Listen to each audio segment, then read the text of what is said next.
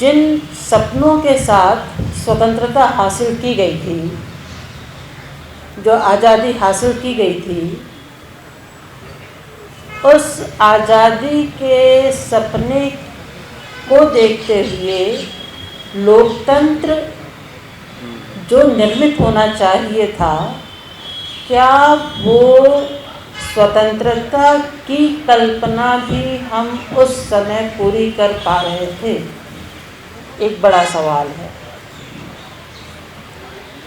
स्वतंत्रता की संकल्पना उस वक्त हम सामंतशाही और राजशाही जैसे व्यवस्थाओं से निकल करके हमने राजनीतिक तौर पर लोकतंत्र की जो स्थापना की थी, वह अभी सामाजिक लोकतंत्र में परिवर्तित नहीं हो पाया था।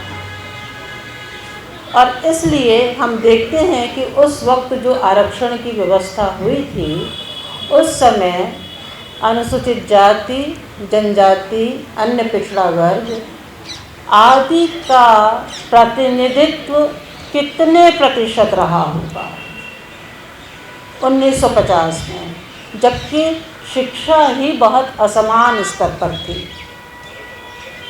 तब सरकारी नौकरियों में इन वर्गों का प्रतिनिधित्व, शिक्षा संस्थानों में इन वर्गों का प्रतिनिधित्व आप समझ सकते हैं।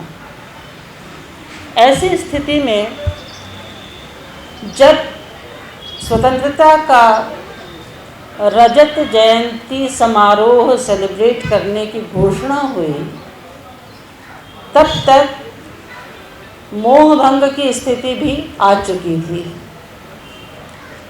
और उस समय दो आवाज़ बहुत तेज़ी से उठती हैं महाराष्ट्र से, राजा ढाले और नामदेव ढसाल की। नामदेव ढसाल तो सीधे कहते हैं कि स्वतंत्रता किस गधी का नाम है, तुम्हारे राम राज्य में मेरा स्थान कहाँ है। उन्हें वो स्वतंत्रता समझ में ही नहीं आ रही थी जिसमें उनके मनुष्य होने के, दलितों के मनुष्य होने के सम्मान को ही ध्यान नहीं दिया गया था। जबकि उसी वक्त हमको ये भी स्वीकार करना चाहिए, हम तटस्थ तरीके से देखने वाले लोग हैं, कि कांग्रेस भरसक प्रयास कर रही थी देश के सामंती राजतंत्र से देश को निकाल करके लोकतंत्र में स्थापित करने की। तो जितने भी बड़े परिवर्तन हमको दिखाई देते हैं, पर चूंकि इस वर्ग के पास कोई बहुत शिक्षा का आधार नहीं था, तो सरकारी नौकरियों में इनका प्रतिनिधित्व नहीं हो पाया था। और जब सामाजिक न्याय के 50 वर्ष में प्रेमचंद पातंजलि लिखते हैं, बताते हैं खुशवंत सिंह के हवाले से कि 1980 में भारत की सरकारी नौकरियों में अनुसूचित जाति, जनजाति, अन्य पिछड़ा वर्ग का मात्र 1% था, जबकि ये संख्या हम आज जानते हैं कि कितनी बड़ी है। इसके बाद 81 के आसपास जब हम आते हैं तो हम देखते हैं कि विशेष भर्ती अभियान शुरू होते हैं और 90 में आते आते निजीकरण आरंभ हो जाता है। तो वो जो देश में आरक्षण प्रत्येक समाज के प्रत्येक वर्ग के प्रतिनिधित्व करने के लिए चाहिए था कि उसको सम्मान मिल सके, कि उसको देश के विकास में सीधी सहभागिता मिल सके, ऐसा कुछ हो नहीं पाया। और जबकि आरक्षण का प्रावधान 1950 में किया जा चुका था, तो हम आज क्यों लड़ रहे हैं? आज यूजीसी को रोहित वेमुला, पायल तडवी और तमाम IIM और IITs में होने वाले प्रताड़नाओं का ध्यान में रखते हुए अभी कहा 118% बढ़ गया। 118% बढ़ा तो वो है केवल जो रजिस्टर्ड हुआ है, और जो अनरजिस्टर्ड है, तो हम लोगों को इस पूरे के पूरे ऐतिहासिक परिदृश्य को, अपनी उपस्थिति को देखना होगा। और मुझे ये कह ही देना चाहिए यहाँ से कि जब खुशवंत सिंह ने कभी एक बार कमेंट किया था कि आजकल मैं कहीं जाता हूँ तो ये देखता हूँ कि मंच पर किन लोगों की नाम पट्टिका लगी हुई है।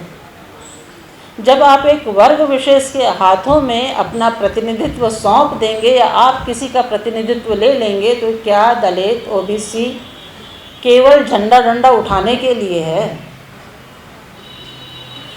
उसे भी मनुष्य होना है और उन्हीं अधिकारों के साथ होना है, उन्हीं कर्तव्यों के साथ होना है जिनके साथ अपने आप के लिए आप एक सम्मानजनक स्थान प्राप्त करते हैं। तो ये जो यूजीसी के नियम का क्या पता ये भी कोई एक तरह का टेस्ट ही हो कि देखा जाए कि इसका परिणाम क्या होता है, इसकी प्रतिक्रिया क्या होती है और किस तरह से लोग इस पर रिएक्ट करते हैं।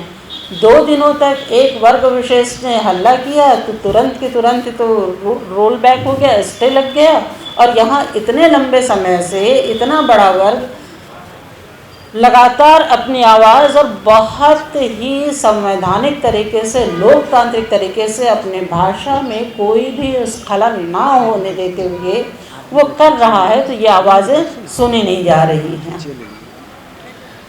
अब ऐसी स्थिति में एक बात और भी यहाँ कह देना चाहिए कि इस बिल में सारे के सारे वंचित जितने भी हैं सबको अधिकार दिया गया है अपने उत्पीड़न के खिलाफ बातचीत करने के लिए, उसको एड्रेस करने के लिए, उसको हल करने के लिए। तो अब वो वाले जो पीड़ित वर्ग है उसका प्रतिनिधित्व इस सभा में, इस कमेटी में कितना है? हमेशा ही ये हम सब का एकदम अनुभव, खरा अनुभव है कि हम लोग केवल स्टैम्प की तरह इस्तेमाल किए जाते हैं, नक्कार खाने में तूती की आवाज़ बन जाते हैं। उस नक्कार खाने में तूती की आवाज़ बनने से भी आपको डर लगता है। और इसमें बड़ा विरोध जो है ओबीसी के शामिल हो जाने का है, और ओबीसी जैसे ही शामिल होता है, यानी कि उस समय का शूद्र आज का ओबीसी, तो हम ये देखते हैं कि जो अपर कास्ट है उसको बहुत परेशानी हो रही है, क्योंकि उसके हिस्से की लड़ाई तो इसके माध्यम से हो रही थी, ओबीसी के माध्यम से हो रही थी। वो सारी की सारी परेशानियां उनको दिखाई दे रही हैं और वो बुरी तरह से इस पर आक्रामक हो उठे हैं। हम अपने अधिकारों की, अपने मनुष्य होने के अधिकारों की बहुत शांत तरीके से, स्थिरता से, संवैधानिक तरीके से, तार्किक तरीके से अपनी आवाज़ को पुरजोर करते हैं। मुझे छोटा सा दृष्टांत याद आ रहा है। अभी हम छत्तीसगढ़ गए हुए थे, जंगल से गुजर रहे थे, थोड़ी थोड़ी दूरों पर हमने देखा कि पेड़ों की पत्तियां नीचे गिरी हुई हैं। बड़ा आश्चर्य हुआ कि ये पेड़ की पत्तियां अचानक ही, यदि हवा अंधड़ आता तो पूरे के पूरे जंगल में होता। क्या ज़रूरत है कि केवल एक पेड़ के नीचे कुछ पत्तियां गिरी हुई हैं? हमने जो हम जैसे लोग जो जंगल को नहीं जानते थे, हमने अंदाज़ लगाया कि यहाँ जिस तरह की एक्टिविटीज़ हैं, हो सकता है ये कोई संकेत देने के लिए होगा। पर जब जंगल को जानने वाला हमारे सामने आया तो उसने बताया कि ये बंदर चढ़ते हैं पेड़ों के ऊपर और हिरणों के लिए पत्ते गिरा देते हैं। ये प्रकृति का न्याय है, ये एक दूसरे के साथ जीने का, सह अस्तित्व का सवाल है। कैसे प्रकृति हमको सिखाती हैं। हम चाहते हैं अपने उन मित्रों से भी, उन साथियों से भी, कि वो हमें भी जीवन जीने का अवसर प्रदान करें और हम इस लड़ाई को, इस मांग को आगे तक बिल्कुल संसद के साथ ही ये कानून पारित हो, इसकी मांग करते हैं।